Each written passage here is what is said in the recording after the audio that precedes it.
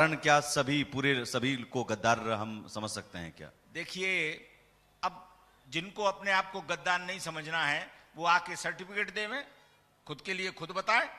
हम भी तो बता रहे हैं अपने लिए। ऐसे हम हर एक को कहते हैं। हम तो इस कुंभ में भी बहुत सारे लोग संपर्क में, एक तिथि डिसाइड हो रही है और बहुत सारे लोग अपने घर वापसी करना चाहते हैं, तो उनकी घर वापसी कराएंगे। अगर बेटा नालायक हो जाए। मौलाना बरेलवी चिंतित हैं, वो योगी जी को चिट्ठी लिख रहे हैं कि ये तो अनर्थ हो जाएगा।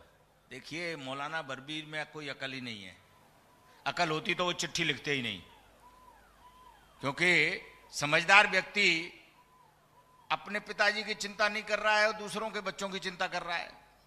तो भाई मौलाना बलवीर अपने बच्चों की चिंता कर ले।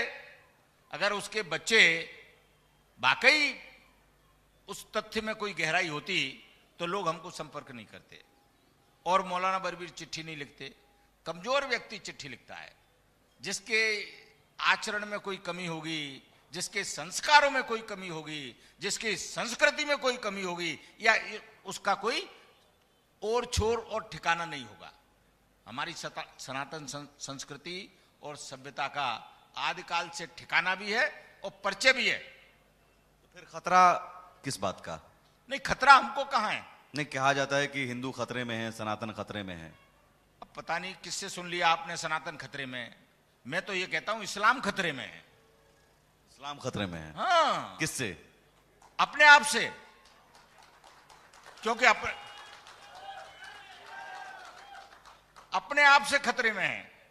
जिसको ये नहीं मालूम कि उसका पिता कौन था। ईसा और मूसा 200 साल पहले, 250 साल पहले, भगवान आज शंकराचार्य 2500 साल पहले, ये कुंभ मेले की परंपरा 5000 साल पहले, और अमृत मंथन जब वेद व्यास ने लिखा तो एक युग बीत गया। श्रीमद् भागवत को भगवान वेद व्यास ने लिखा और ईश्वर की ऐसी कृपा रही कि श्रीमद् भागवत पर आज से 22 साल पहले मुझसे भी भगवान ने 860 पेज अपने हाथ से लिखवाए, 18,000 मीमांसाओं को। तो मैंने हस्तलिखित श्रीमद् भागवत को लिखा है और 860 पेज लिखे हैं मैंने, 18,000 श्लोकों को मीमांसा करके।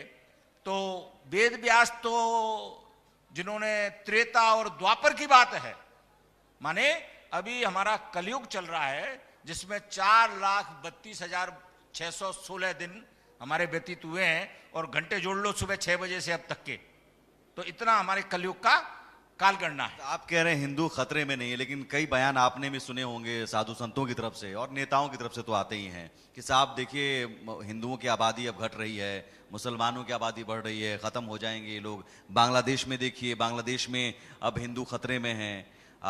तो क्या वो बांग्लादेश को सबक लेकर